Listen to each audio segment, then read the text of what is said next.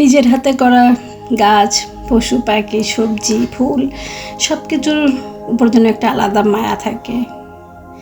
কারণ অনেক যত্ন, অনেক ভালোবাসা দিয়ে গাছে ফুল ফোটাতে হয়, সবজি ফলাতে হয়, হাঁস মুরগি বড় করতে হয়। আর তা যদি নষ্ট হয়ে যায় তো তখন যে কত কষ্ট লাগে, সেটা যারা এই কাজগুলো করে তারাই শুধু জানে।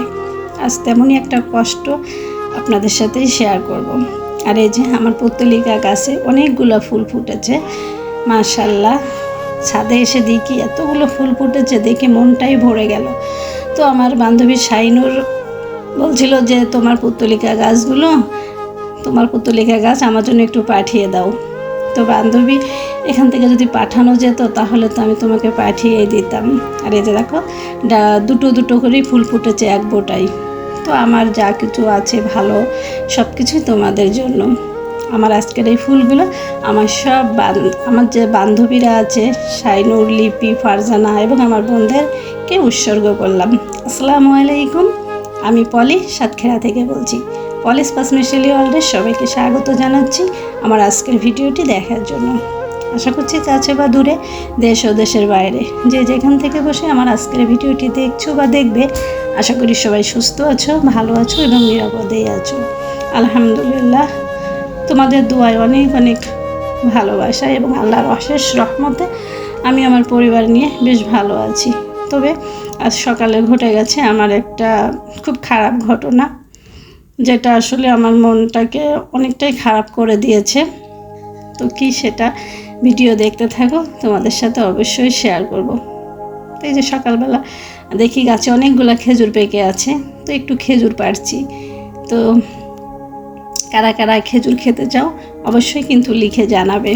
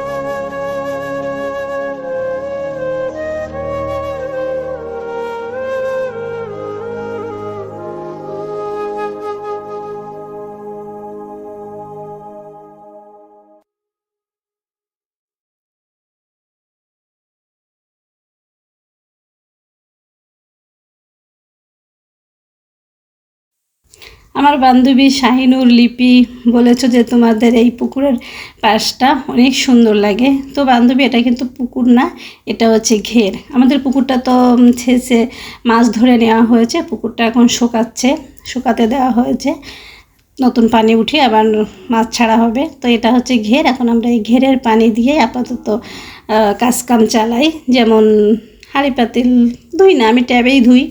তো ওই যে শাক সবজি টবজি ধোয়া, এগুলো কাজে ব্যবহার করি।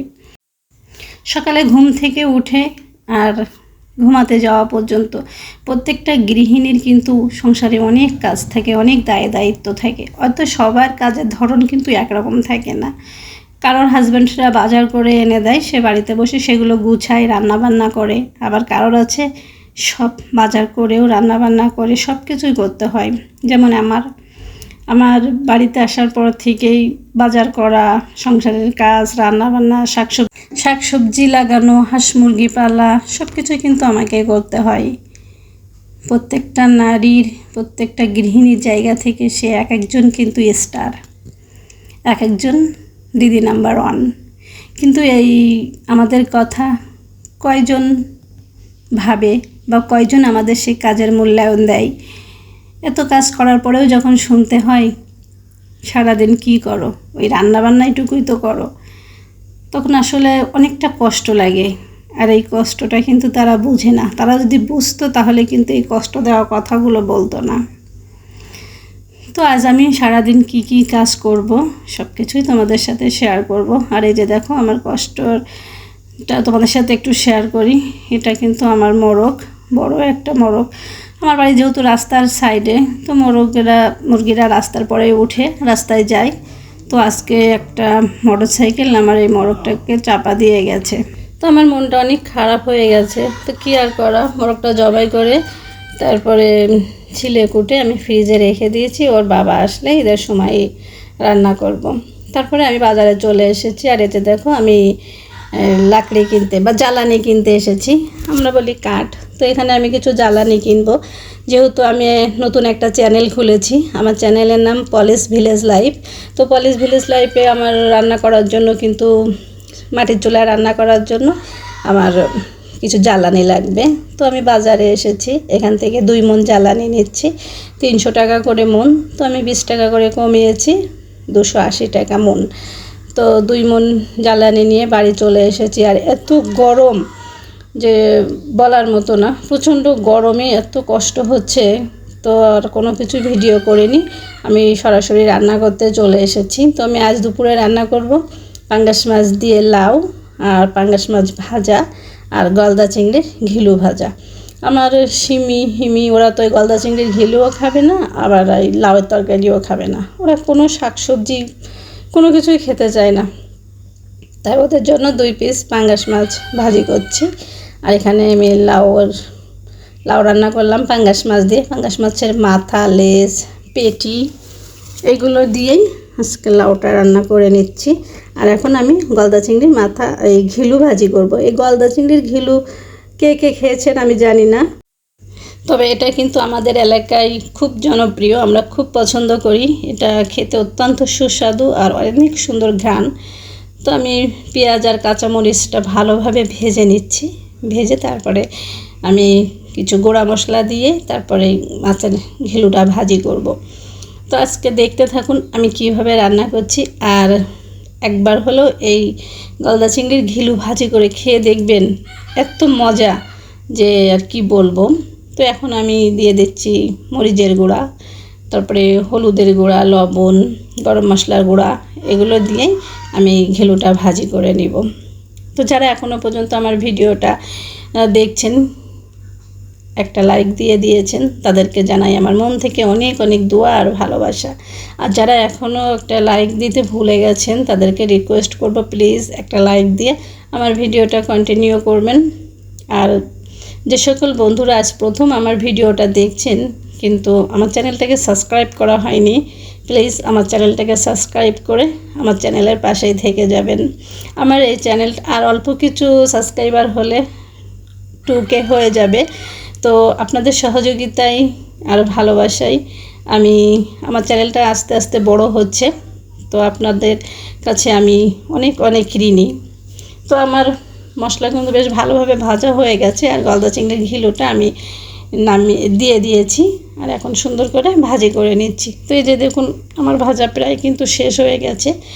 তো আমি এখন নামিয়ে নিব। আর নামিয়ে আপনাদের সাথে একটু সার্ভ করি। এই যে দেখুন, দেখতে যেমন সুন্দর, খেতেও তেমন অসাধারণ। এটা রুটি, পরাটা, পোলাও, ভাত সব কিছুর সাথে কিন্তু প্রচুর মানে আর কি ভালো লাগে। তো একবার হলেও খেয়ে দেখবেন। আর আবারও বলছি, আমারকে যারা ভালোবাসেন তারা প্লিজ আমার পলিশ ভিলেজ লাইফ চ্যানেলটাকে সাবস্ক্রাইব করে আমার পাশে থাকবেন। আমিও আপনাদের পাশে থাকবো ইনশাল্লাহ। আসলে আমার নতুন আরেকটা চ্যানেল খোলা, হয়তো আপনারা বলতে পারেন যে আপনি আরেকটা নতুন চ্যানেল কেন খুললেন। আসলে আমার এই চ্যানেলের ভিউয়ার্স কিন্তু অনেক কম হচ্ছে। তো এজন্য চাইছিলাম কষ্ট যখন করছি তো একসাথে আরও একটু কষ্ট করি, দেখি আল্লাহ পাক কী করেন। এই কারণে আমি আরেকটা চ্যানেল খুলেছি। তো দুপুরে খাওয়া দাওয়া করে একটু রেস্ট নিয়েছিলাম, কিন্তু ঘুমাইনি। আসলে এই যে কাঠগুলো সব বাইরেই রাখা, তো ওগুলো এখন আবার কেটে আমাকে ঘরে উঠাতে হবে। এ কারণে টেনশানে ছিলাম আর শুয়ে শুয়ে সবার ভিডিও দেখছিলাম। তাই ঘুমানো হয়নি। এখন আমি আমার এই কাঠগুলো সব কেটে কুটে গুছিয়ে ঘরে উঠিয়ে রাখবো, তাহলে বর্ষাকালে কিন্তু আমার রান্না করতে কোনো সমস্যা হবে না, খুব সুন্দরভাবে বসে আমি রান্না করতে পারবো। আর মাটির চুলায় এই যে কাঠ দিয়ে রান্না করলে কিন্তু সে রান্নার স্বাদ অসাধারণ হয়। তো নিশ্চয়ই আপনারা দেখতে পেলেন আমি বাড়িতে এসে কিন্তু অনেক কাজই করি, যে বাজারে যাই, তারপর বাজার করি, হাঁস মুরগি পালি, শাকসবজি লাগাই, আর সংসারের কাজ তো আছেই। তো কাঠগুলো গুছিয়ে সব কিছু আমি 2 মণ কাঠ সব ঘরে উঠিয়ে এখন একটু চলে এসেছি চুলাটা লেপতে।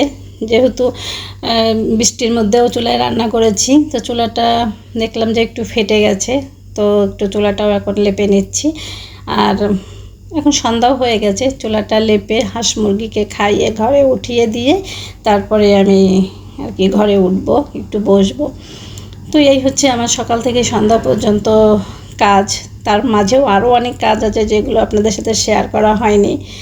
তো আমি ভিডিওর শেষ প্রান্ত পর্যন্ত চলে এসেছি। আর আমি এটাও জানি যে শুধু আমি না, প্রত্যেকটা গৃহিণী তার যার যার জায়গা থেকে সেই কিন্তু দিদি নাম্বার 1। কারণ প্রত্যেকটা নারী আমরা সবই পারি। তো আমরা সবই পারি, এটা কাউকে বোঝানোর আর দরকার নেই, আমরা নিজেরাই বুঝি আর নিজেরাই করি, এটাই যথেষ্ট। কেউ যদি বুঝে তো বুঝলে, না বুঝলে তো আর কিছু করার নাই। তো আমি ভিডিও শেষ প্রান্ত পর্যন্ত চলে এসেছি, দেখা হবে নতুন আরেকটি ভিডিওতে। আল্লাহ হাফেজ।